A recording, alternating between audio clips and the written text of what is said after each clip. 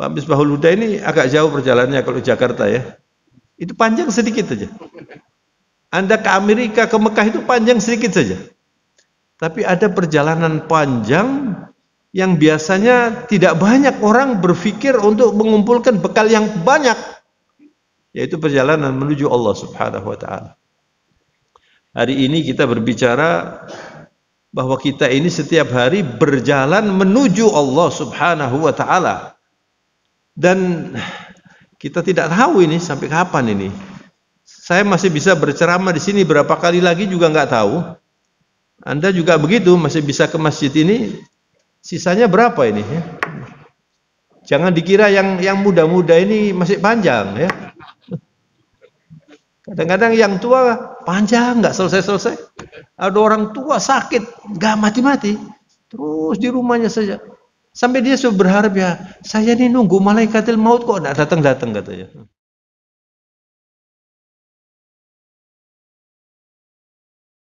Alhamdulillah nahmaduhu hamdas syakirin wa asyhadu an la ilaha illallah waliyus salihin.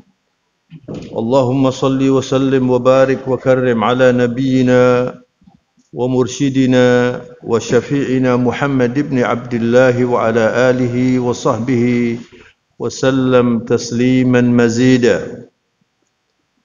Subhanaka la ilma lana illa ma 'allamtana innaka antal alimul hakim. Nas'aluka Allahumma ilman nafi'an yuqarribuna ilaika waj'alna minar rasyidina wal mukhlisin. Amin ya rabbal alamin. Ikhwatul iman jamaah Raudhatul Jannah yang saya muliakan, Assalamualaikum warahmatullahi wabarakatuh. Alhamdulillah, di pagi yang sejuk ini kita kembali hadir di Taman Surgawi Masjid Raudhatul Jannah. Semoga kita semuanya bersama keluarga insyaallah bisa ditempatkan di surga yang abadi insyaallah. Doa yang diajarkan oleh Rasulullah di pagi hari yang perlu selalu kita ingat, yaitu mohon 3 hal yang semuanya kita butuhkan. Allahumma inni as'aluka ilman nafi'a wa rizqan thayyiba wa amalan mutaqabbala. Itu harus dibaca setiap pagi paling tidak atau setiap habis sholat. Minta ilmu yang bermanfaat. Tidak mungkin kita bisa masuk surga tanpa ilmu. Tidak mungkin kita bersyukur tanpa ilmu. Tidak mungkin kita bisa menjadi orang beriman yang berkualitas kecuali belajar bagaimana menjadi orang yang beriman itu. Ya. Dan ilmu itu tidak terbatas, jumlahnya banyak sekali. Walaupun seluruh ilmu yang diberikan oleh Allah kepada kita itu sedikit. Wa ma utitum minal ilmi illa qalila. Qalila sedikit sekali. Jadi ilmu Allah dikasihkan sedikit kepada seluruh jagat ini, lalu kita dapat bagian setitik dari sedikit itu. Kemudian yang kedua, rizqan thayyiba, rizki yang baik, artinya halal, yang bisa membuat kita ini aman dunia akhirat. Apa artinya? Kita kaya kemudian ujungnya masuk neraka. Na'udzubillah min dzalik. Tidak ada gunanya kita pandai menjadi pakar super di dunia kalau hidupnya resah karena tidak beriman. Rizki itu bukan hanya uang ya. Rezeki sehat, rezeki keluarga, Anda pulang sampai di rumah melihat anak-anak sehat, istrinya senyum, itu rezeki yang luar biasa itu. Ya, Anda bisa hadir di masjid, kemudian bisa mengikuti kajian-kajian seperti ini, itu semuanya rezeki. Uang itu adalah salah satu bentuk rezeki. Nah, kemudian yang ketiga, amalan mutaqabbalah. Amal yang diterima. Salat kita semoga selalu diterima oleh Allah. Dan saya kalau berdoa biasanya saya mohon kepada Allah, ya Allah terimalah dengan segala kekurangannya.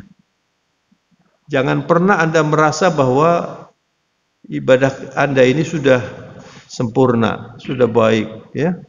Kita selalu berpikir saya masih ingin lebih baik ya Allah. Begitu. Tapi kalau urusan nikmat harta dan sebagainya, Anda lihat yang di bawah supaya Anda bisa bersyukur.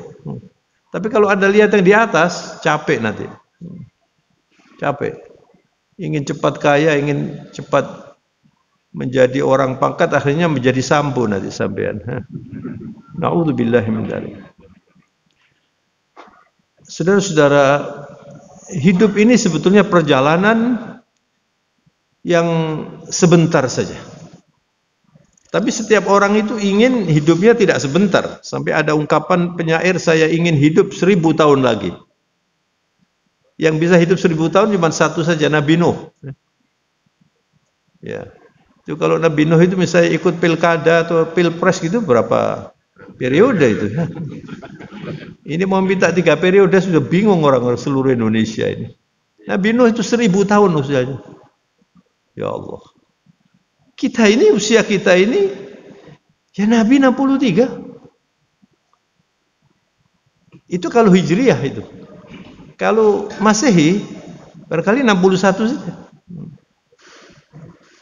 Jadi kalau Anda ini sudah di atas 61, 63, ini sudah dapat bonus ini ya. Tetapi berapapun panjangnya, nanti pasti masuk liang lahat. Jadi sebenarnya perjalanan kita setiap hari itu nahnu musafirin. Kita ini semuanya musafir kita ini. Jadi ada, kalau dalam bahasa Arab dikatakan as-safaril qasir, as-safarit tawil, as-safarit tawil alladzi la nihayatalah. Jadi ada perjalanan yang pendek. Saya dari rumah kemari. Ini perjalanan pendek ini. Ya kan? Anda setiap hari bekerja. Ya. Pak Misbahul Huda ini agak jauh perjalanannya kalau Jakarta ya. Itu panjang sedikit saja. Anda ke Amerika, ke Mekah itu panjang sedikit saja. Tapi ada perjalanan panjang yang biasanya tidak banyak orang berpikir untuk mengumpulkan bekal yang banyak. Yaitu perjalanan menuju Allah Subhanahu wa taala. Hari ini kita berbicara bahwa kita ini setiap hari berjalan menuju Allah Subhanahu wa taala. Dan kita tidak tahu ini sampai kapan ini. Saya masih bisa berceramah di sini berapa kali lagi juga nggak tahu. Anda juga begitu, masih bisa ke masjid ini. Sisanya berapa ini ya? Jangan dikira yang muda-muda ini masih panjang ya. Kadang-kadang yang tua panjang nggak selesai-selesai. Ada orang tua sakit nggak mati-mati, terus di rumahnya saja. Sampai dia sudah berharap ya, saya ini nunggu malaikatil maut kok nggak datang-datang katanya. Tapi yang muda, yang masih ingin kaya, masih ingin jadi presiden, tahu-tahu mati. Dan itu tidak bisa ditawar itu Pak. Jadi oleh karena itu, saudara-saudara, kalau menurut bahasa Rasulullah SAW, bahasa Rasulullah, orang pandai itu bukan orang yang berpendidikan banyak, ya, bukan orang yang ilmunya macam-macam, tapi orang yang selalu setiap hari berpikir saya bisa mati hari ini. Itu namanya al-kayyis.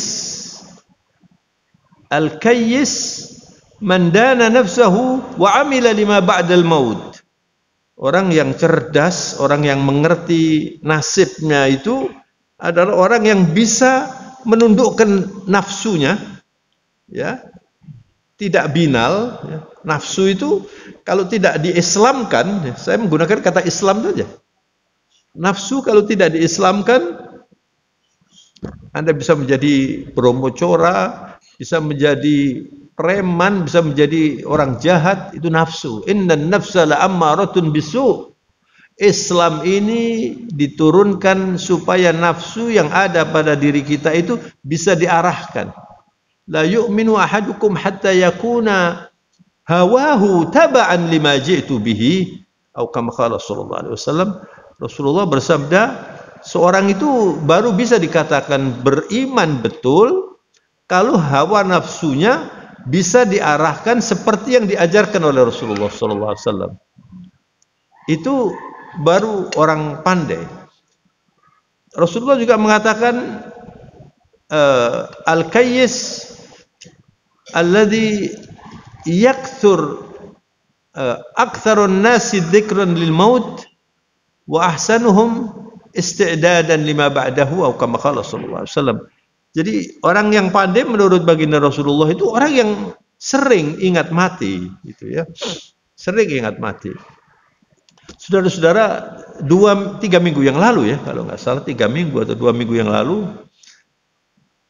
ada 3 teman saya itu berurutan hari Senin, Rabu, Jumat. Meninggal dunia tanpa sakit 3 orang. Makanya saya lalu ceramah, judulnya kita perjalanan menuju Allah ini nggak tahu. Jadi semuanya ini mendadak. Sakitnya yang di Masjid Al-Hikmah itu biasanya kalau Jumat saya ceramah dia bagian ngurusi kamera ini. Itu bukan di sini di Al-Hikmah. Waktu saya ceramah, kok nggak ada dia ini. Saya pikir barangkali saya batin aja, barangkali mungkin keluar kota atau bagaimana. Ternyata jam 3:30 dia sakit perut, jam 8:30 itu meninggal dunia, 8:30. Saya sholat Jumat di Masjid Al-Akbar, nggak baca WA saya. Tahu-tahu sopir saya bilang, Pak, di Al-Hikmah itu ada yang meninggal, Pak. Lalu disebutkan namanya. Innalillahi. Isya masih sholat, Pak. Jadi seperti sampean ini ya, ini subuh masih sholat, tahu-tahu maghribnya sudah nggak ada. Itu bukan sesuatu yang aneh, itu sering terjadi begitu. Satu ya. Yang satu lagi di Malang mau membuat acara tabligh akbar atau apa, dia ikut ngatur-ngatur tendanya segala macam, pingsan. Sehat, masih jauh di bawah saya. Ya, kekar tubuhnya begitu. Dibawa ke rumah sakit, meninggal malam. Yang satu lagi di Jakarta, Pak. Itu teman saya sudah 40 tahun tidak pernah ketemu, dulu satu kos-kosan waktu masih mahasiswa sama-sama nggak pernah ketemu. Terus ketemu temannya di Bandara Juanda, lalu di Jakarta kita reuni. Terus saya ingat-ingat, ini sudah berapa tahun kita? 40 tahun. Allahu Akbar. Jadi bayangkan 40 tahun yang lalu itu saya masih muda, sekarang aja belum tua. 40 tahun yang lalu, Pak. Jadi kita senang sekali ketemu. Terus teman saya yang meninggal ini ngomong, wah kita kalau ke Jakarta jangan lupa, jadi kita bisa ketemu lagi, cerita-cerita yang subhanallah. Akhirnya Pak, saya ke Malang, kemudian saya habis sholat subuh, saya kuliah subuh di Malang, habis sholat subuh sama istri saya jalan-jalan, di Jalan Bandung itu tempat kos-kosan saya itu. Mau saya foto, mau saya kirimkan gitu, Pak. Saya cari-cari nggak ada. Ternyata jadi Indomaret, Pak. Saya foto Indomaretnya. Saya bilang ini mantan kos-kosan kita itu. Subhanallah. Saya kirimkan ke sana. Dia senang, mereka ini senang. Jadi ada saudaranya satu kos-kosan semuanya, Pak. Akhirnya hari Jumat saya ceramah di Al-Hikmah. Ceramahnya tuh saya kirimkan ke teman saya ini. Lalu dikirimkan yang meninggal itu. Dia ngirim itu hari apa ya? Hari Sabtu kalau nggak salah. Dia kemudian memberi komentar, wah terima kasih, mudah-mudahan saya bisa melaksanakan ini. Kemudian hari Senin saya berangkat ke masjid, dapat WA, orang itu namanya disebutkan innalillahi wa inna ilaihi raji'un. Artinya apa? Dia sudah habis jatahnya. Ini hari ini saya masih hidup karena saya masih punya jatah rezeki dari Allah ini. Besok saya nggak tahu. Ya, jadi kalau Anda masih hidup, rezekinya masih ada besok. Sayangnya Anda tidak bisa telepon, tanya gitu ya. Malaikat, apa masih ada rezeki saya ini? Nggak bisa. Makanya saudara, siap mati itu setiap saat. Wa tazawwadu fa inna khairaz zadit taqwa wattaquni ya ulul albab. Begitu Allah berfirman, berbekal-bekallah kalian itu, dan bekal yang paling baik itu adalah at-taqwa. Wattaquni ya ulil albab. Bertakwalah, takutlah kepada Allah wahai orang-orang yang bisa berfikir. Ulul albab itu dzul uqul, orang-orang cerdas itu dipanggil oleh Allah Subhanahu wa taala. Saudara-saudara, ada seorang namanya Luqman Al-Hakim ya. Luqman Al-Hakim ini ada yang mengatakan nabi. Ada yang mengatakan orang soleh saja. Tapi orang ini istimewa sampai digunakan oleh Allah namanya dalam salah satu surat Al-Quran. Jadi surat Luqman. Iya kan? Masya Allah. Salah satu nasihat Luqman yang diabadikan oleh Allah ketika memberi nasihat kepada anaknya, dan itu Allah mengingatkan kita, wa idh qala Luqmanu libnihi wa huwa ya'idhuhu ya bunayya la tusyrik billah innasyirka la dzulmun azim. Coba ingat kata Allah, bagaimana Luqman Al-Hakim, orang yang bijak ini memberi nasihat kepada anaknya. Beliau mengatakan, ya bunayya la tusyrik billah, jangan menyekutukan Allah. Innasyirka la dzulmun azim. Kemusyrikan itu adalah kezaliman yang paling besar. Karena kezaliman itu meletakkan sesuatu tidak pada tempatnya. Kalau Anda tidak sujud kepada Allah, itu zalim. Zalim yang sangat besar itu. Namanya musyrik. Dan tidak ada tempat di sisi Allah sama sekali. Na'udzubillah. Mudah-mudahan kita selalu sujud sampai kita mengakhiri hidup kita ini, insyaAllah. Luqman Al-Hakim kemudian memberi nasihat. Kata beliau, ad-dunya bahrun aridun qad halakal awwaluna wal akhirun. Dunia ini seperti lautan yang tidak bertepi. Bahrun la sahilalah. Arid itu lebar sekali. Banyak orang yang berada di dunia ini tenggelam karena tidak siap.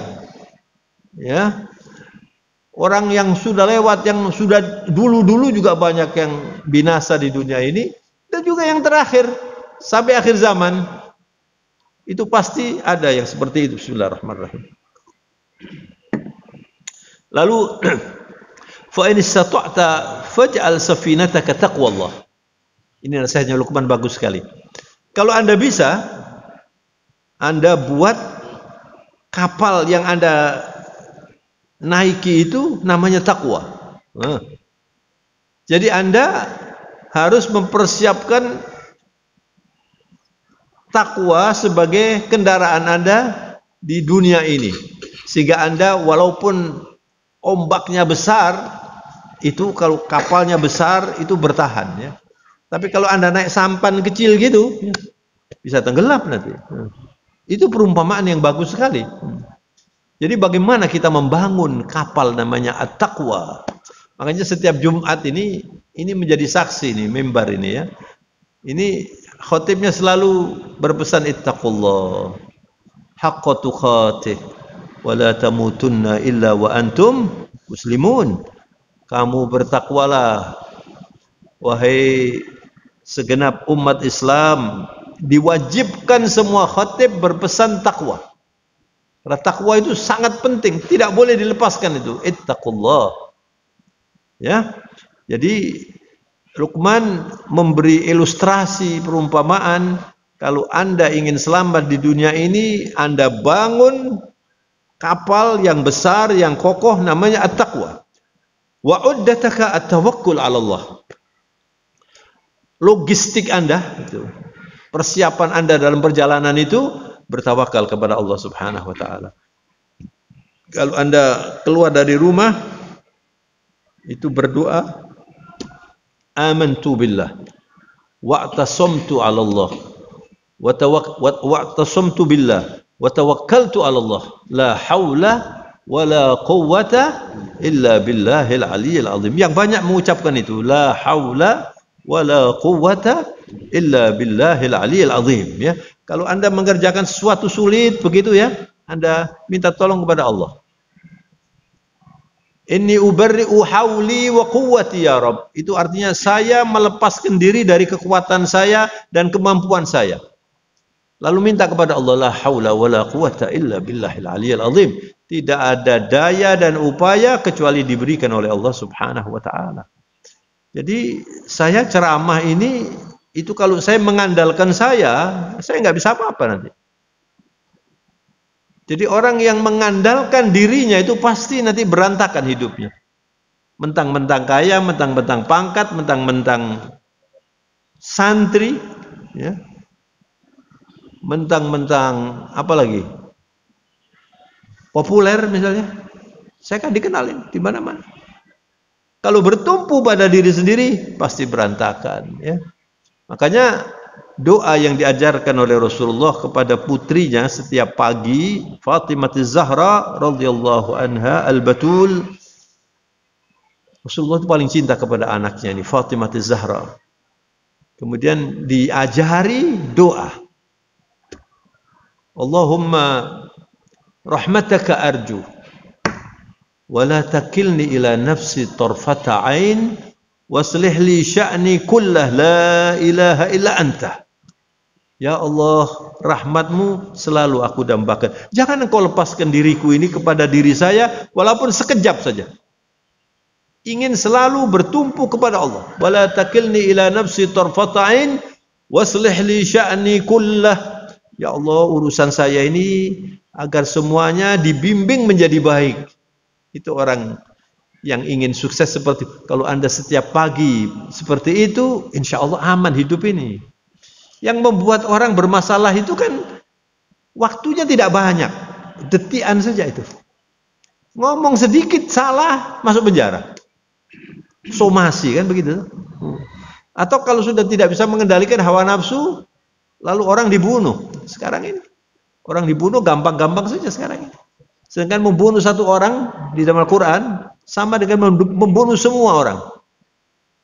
Ka'annama qatalan nasa jami'a. Islam ini menghargai kehidupan ini, kehidupan manusia mukmin ini luar biasa, Pak. Jadi kalau ada orang membunuh muslim, mukmin, itu sama dengan membunuh seluruh orang. La ilaha illallah. Dikutuk oleh Allah, dimasukkan ke dalam neraka abadi. La haula wala quwata illa billahil azim. Hati-hati. Banyak orang tidak sukses di dunia ini itu karena apa? Karena akhlaknya tidak baik.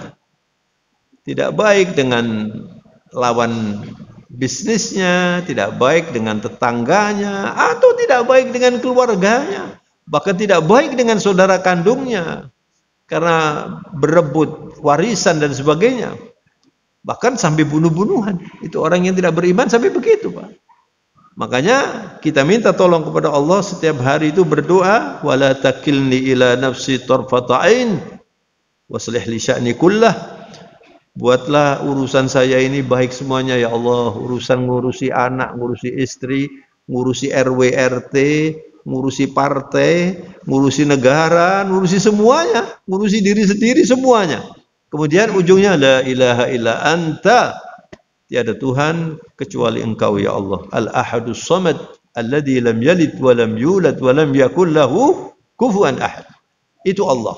Selain itu makhluk semuanya itu ya. Kemudian di dalam kapal ini logistiknya tawakal Allah. Kita nggak tahu apa yang bakal terjadi besok ini ya. Kemudian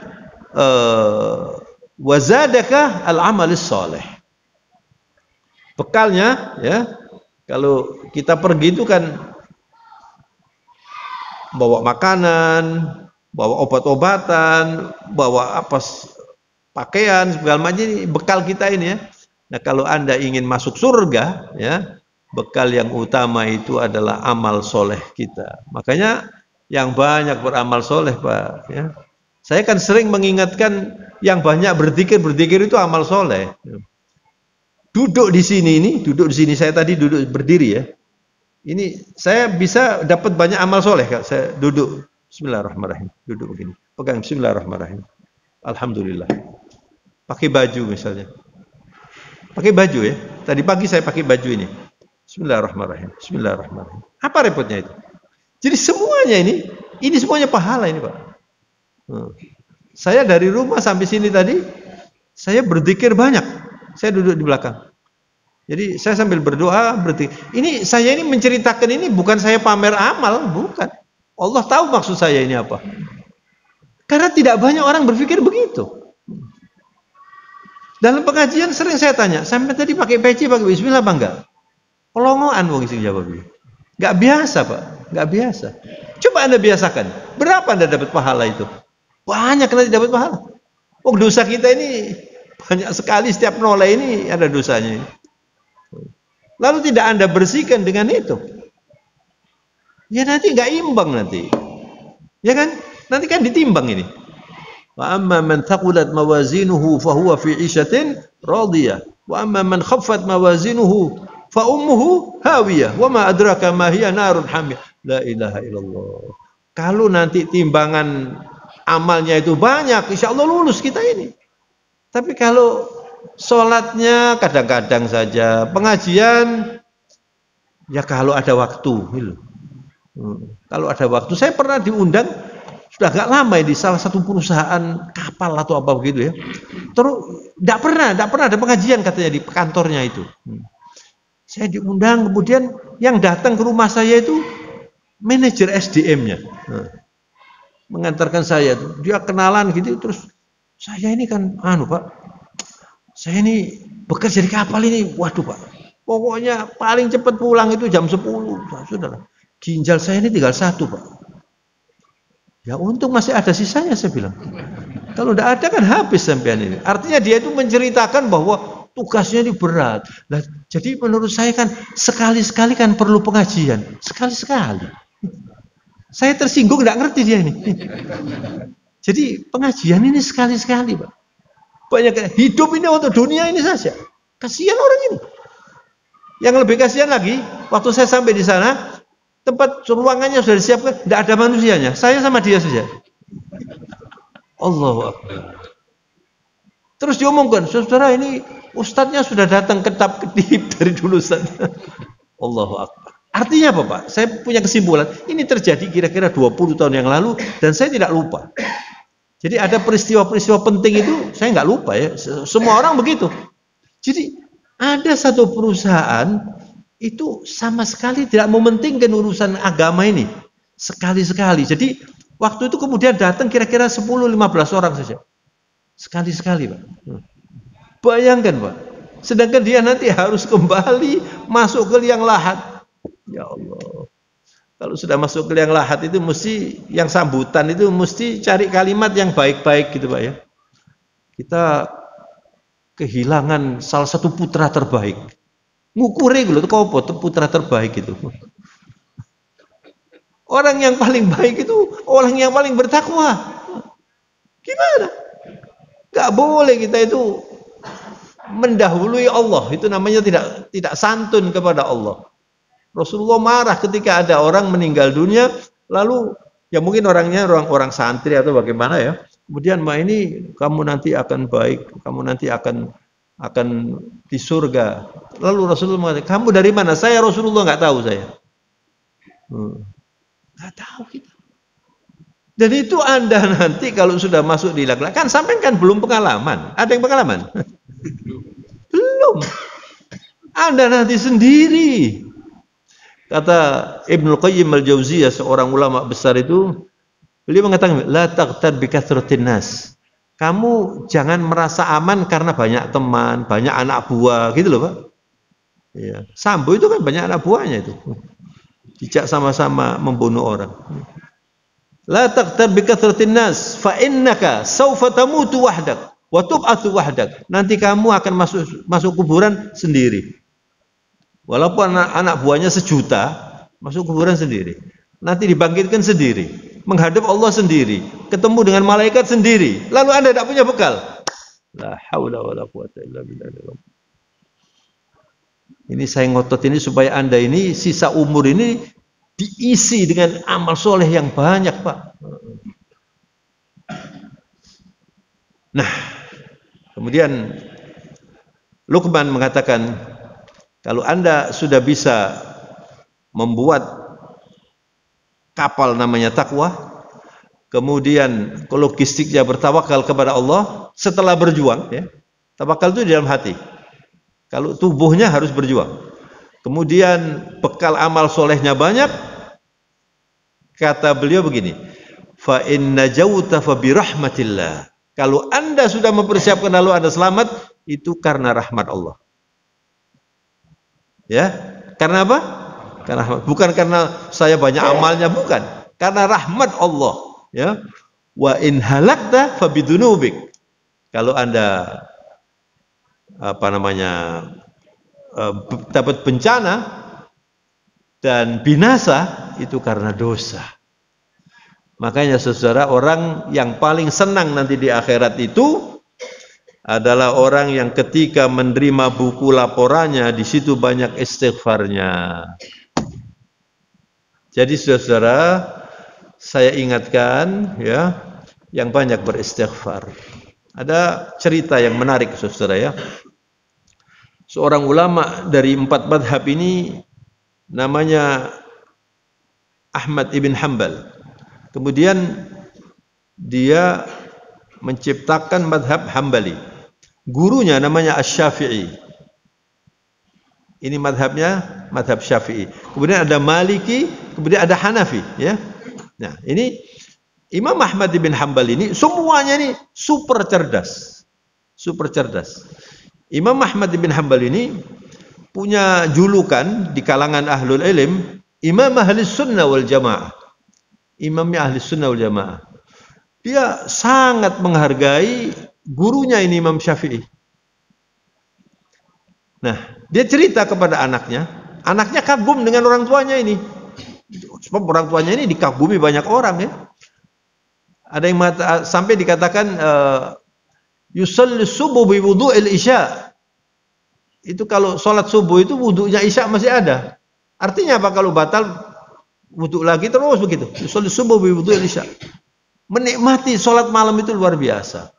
Lalu dia cerita, guru saya itu orang yang luar biasa, alim, namanya Syafi'i. Kata Imam Ahmad ini. Suatu ketika Imam Syafi'i itu menjadi tamunya Imam Ahmad. Datang ke sana, anaknya senang sekali. Ini ustadznya ayah saya ini. Katanya, kalau dibandingkan saya dengan Syafi'i, ma bainas sama' wal ard, antara langit dan bumi. Sedangkan dia ini melihat nggak ada orang yang bisa menyaingi bapaknya ini. Tapi Imam Ahmad ini muridnya Imam Syafi'i. Nah, kemudian ketika di rumahnya, anaknya mengamati terus. Malam hari, ternyata Imam Syafi'i ini cuma berbaring-baring saja, sekali-sekali mendengar berzikir sampai subuh. Kemudian waktu subuh itu tidak pakai wudhu ke masjid. Tidak pakai wudhu ke masjid. Waktu diberi sidangan ya, Imam Syafi'i ini makan habis, dihabiskan. Dan Imam Syafi'i orang yang suka puasa, makannya sedikit. Tapi pada waktu itu makannya di rumahnya Imam Ahmad itu dihabiskan. Terus anaknya ngomong pada orang tuanya, ini kok begini? Saya lihat bapak saya sholat, ini kok nggak sholat ini? Imam Syafi'i ini. Terus katanya suka puasa, makannya kok banyak. Jadi dia merasa, loh kok begini orang ini ya. Akhirnya pagi-pagi mungkin setelah sholat duduk begitu, anaknya di situ. Kemudian nanti saya temukan sama Imam Syafi'i. Kemudian ya coba kamu ngomong. Anaknya disuruh ngomong. Lalu Imam Syafi'i ditanya, kenapa kok banyak makannya? Kata Imam Syafi'i begini. Bismillahirrahmanirrahim. Saya tahu bahwa rumahmu ini kamu bangun dari uang yang halal. Itu Imam Ahmad bin Hanbal. Dan uang yang halal itu obat. Makanya saya habiskan makanannya. Anaknya dia tahu sebabnya. Kenapa dia makannya banyak? Karena dia tahu bahwa rumah ini halal. Jadi kalau Anda itu diundang orang yang makan bisnisnya dari riba semuanya ya, itu nanti bisa sakit perut sampai nanti. Naudzubillah. Tapi kalau uangnya halal, itu dawa menjadi obat itu. Terus anak saya tanya, antum malam hari katanya tidak sholat, lalu ke masjid tidak pakai wudu, dia bilangnya. Kata Imam Syafi'i apa? Saya melihat barokah di rumahmu ini luar biasa. Semalam ini saya menyelesaikan banyak persoalan umat. Coba.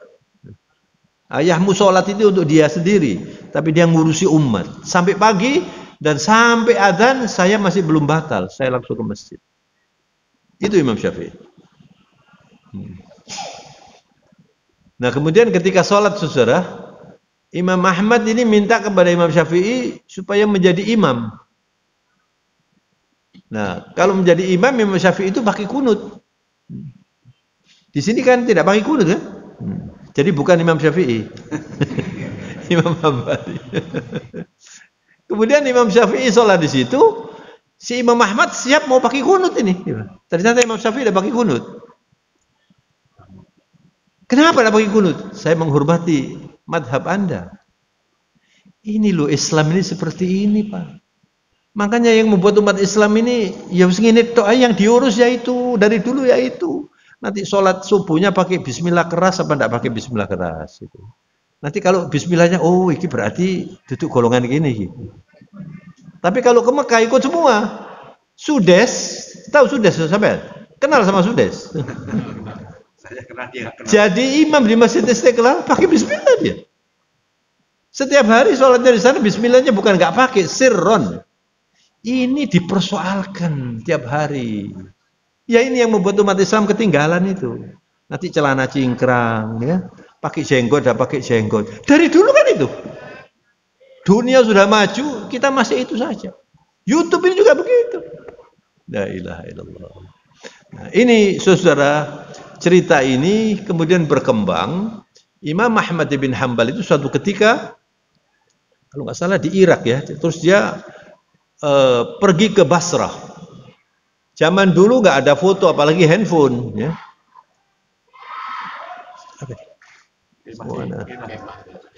Jadi Imam Ahmad ini kemudian suatu ketika tergerak hatinya untuk pergi ke Basrah. Pergi sendiri dengan bawa bekal, sudah tua waktu itu Imam Ahmad. Akhirnya sampai di sana sudah malam, dia masuk ke masjid. Dan orang tidak tahu siapa dia ini, nggak tahu. Kalau sekarang ini saya mau ceramah di Kalimantan gitu ya, tahu-tahu ada foto saya. Nah kok bisa dari mana di foto ini? Dulu kan diambil dulu fotonya ini. Jadi macam-macam ini. Sekarang dunia ini sudah luar biasa, Pak. Zaman Imam Ahmad dulu nggak ada foto, apalagi handphone nggak ada. Nah kemudian sampai di masjid itu dia capek. Habis sholat dia bersandar begini. Lalu marbotnya ini rupanya disiplin rupanya. Ya. Sampai dari mana ini sampai? Ya, saya musafir orang jauh. Tidak boleh tidur di masjid, tidak boleh untuk tidur. Saya capek, saya mau istirahat, nggak boleh. Lalu keluar dia ke terasnya ini, terasnya istirahat di terasnya. Ya, ke terasnya, marbotnya datang ke teras. Di teras juga nggak boleh. Kejam sekali nih. Nggak tahu siapa orang ini. Nggak tahu dia. Kalau di sini boleh ya di teras. Boleh. Ya memang dia mau bersandar begitu karena capek. Akhirnya dia jalan Pak, bawa apa? Nggak bawa koper, nggak bawa icolak, nggak bawa pakai apa namanya bungkusan di gendong begini. Lalu tidak jauh dari tempat masjid itu ada makhbas. Makhbas itu kalau sekarang itu bakery, ya. Orang jual roti itu Pak. Terus orang itu melihat orang tua ini ditanya, dari mana? Dari mana? Dia bilang, saya dalam perjalanan dari Baghdad. Ya. Silakan mampir, silakan mampir. Ya tadi saya mau istirahat di sana, tidak diizinkan oleh yang jaga masjid katanya. Silakan, Anda mau istirahat di sini. Akhirnya tidur di rumahnya orang itu. Istirahat di situ ya. Pagi-pagi saudara, mungkin dikasih hidangan, dikasih roti ini, jual roti ini. Dia mengamati orang ini. Mengamati orang ini kerja. Setiap ngangkat sesuatu pakai zikir bismillahirrahmanirrahim. Astagfirullahaladzim. Terus begitu, Pak. Terus begitu. Pokoknya diamati oleh Imam Ahmad ini. Terus berzikir banyak, terus berzikir. Setelah duduk ditanya, Anda sejak kapan Anda melakukan zikir yang banyak ini? Sudah lama, alhamdulillah. Sudah lama. Ya, saya pikir daripada saya tidak ada, saya tiap hari aktivitasnya itu supaya padat dengan pahala. Lalu dia mengatakan, apa yang Anda dapat? Alhamdulillah. Setelah saya lakukan itu, setiap saya berdoa itu saya dikabulkan oleh Allah Subhanahu. Tapi saya berdoa satu yang belum dikabulkan itu, saya sudah lama, saya dengar ada orang namanya Ahmad bin Hanbal, yaitu saya berdoa, bagaimana ya Allah pertemukan saya ini dengan Imam Ahmad bin Hanbal ini. Itu yang belum dikabulkan oleh Allah Subhanahu wa taala. Kata Imam Ahmad, ya ini Imam Ahmad. Ini Imam Ahmad. Bingung dia. Jadi Allah membuat saya tertarik untuk kemari Saya jalan jauh, mau sholat, mau tidur di masjid nggak boleh, kemudian tidur di rumah Anda sekedar untuk mengabulkan doa Anda itu. Kenapa? Orangnya banyak beristighfar, orangnya banyak berzikir. Rugi Anda kalau tidak banyak berzikir. Kalau tidak banyak, tergampang kan? Apalagi bersalawat. Anda mengatakan Allahumma salli ala Muhammad wa ala ali Muhammad kama sallaita ala Ibrahim wa ala ali Ibrahim wa barik ala Muhammad wa ala ali Muhammad kama barakta ala Ibrahim wa ala ali Ibrahim fil alamin innaka Hamidum Majid. Ini salawat yang paling panjang ini. Anda kalau mengucapkan ini satu kali, insyaallah ini tadi saya mengucapkan, saya disalawati Allah 10 kali. Ini banyak orang yang tidak menilai ini sesuatu yang penting. Yang ditanyakan itu bukan bagaimana Pak anunya salawat, bukan itu. Itu salawat naria itu bagaimana Pak? Salawat yang paling baik itu yang bagaimana Pak? Ada orang tanya begitu. Kamu tanya begini, saya tanya kamu sekarang. Satu hari kamu salawat berapa kali? Coba. Apa jawabannya dia? Ya waktu sholat itu Pak. Iki uplukku tak beles begini. La ilaha illallah. Oh, betapa jauhnya sampai dari Rasulullah SAW. Gimana sampai mau dapat syafaat? Jadi waktu sholat itu nggak pernah salawat katanya. La ilaha illallah. Ini karena apa saudara? Stigmanya salah. Yang diceritakan itu salawat yang bagaimana? Ada salawat ini, salawat ini, salawat ini. Salawatan. Itu dikira salawatan itu untuk orang pondok-pondok. Saya ini orang Surabaya. Itu kebodohan yang keblinger ya itu Pak. Akhirnya dia jauh dari Rasulullah. Kalau Anda tidak cinta kepada Nabi, Bapak Ibu sekalian saya hormati, saya ada acara jam 6 soalnya. Kalau Anda tidak cinta kepada Nabi, Anda sulit meniru Nabi. Man ahabba syai'an aktsaru min dzikrih. Kalau orang itu cinta kepada sesuatu, pasti dia banyak mengingat. Kalau Anda cinta kepada Allah, banyak berzikir. Tandanya itu salah satunya. Kalau Anda cinta kepada Nabi, banyak bersalawat. Kalau ada sedikit bersalawat, itu artinya tidak cinta. Bahkan Rasulullah mengatakan apa? Al-bakhilu man dzukirtu indahu wa lam yusalli alayya. Atau kama qala sallallahu alaihi wasallam. Orang kikir itu adalah orang yang kalau saya disebutkan dan dia tidak bersalawat, itu termasuk kikir. Maka saya ingatkan sekali lagi dan sudah berulang kali saya ingatkan ya. Jadilah orang yang banyak berzikir, banyak bersalawat, banyak beristighfar. Anda coba sebulan, 2 bulan akan terjadi perubahan. Insya Allah Anda nggak stres. Anda nggak punya uang juga tenang saja. Apalagi punya uang banyak. Ya. Tambah banyak berzikirnya. Itu cara hidup yang diajarkan oleh Rasulullah Sallallahu Alaihi Wasallam. Karena kita tidak tahu perjalanan kita ini sampai kapan, Pak. Kalau Anda selalu berzikir, akhirnya nanti ketika mengakhiri hidup itu dalam keadaan berzikir. Yamutul mar'u ala ma'asya alaihi. Manusia itu akan meninggal dunia sesuai dengan kebiasaannya. Apa yang paling dominan di sini? Nanti matinya juga pada waktu dia melakukan yang paling dominan. Kalau setiap hari mikir uang aja, mungkin matinya gini tangannya. Hitung duit. Kalau tiap hari ngurusi perkutut, matinya ketean. La ilaha illallah. Tapi orang yang berzikir, selalu tunduk kepada Allah, sholatnya khusyuk, nanti matinya seperti itu. Mudah-mudahan kita husnul khatimah semuanya.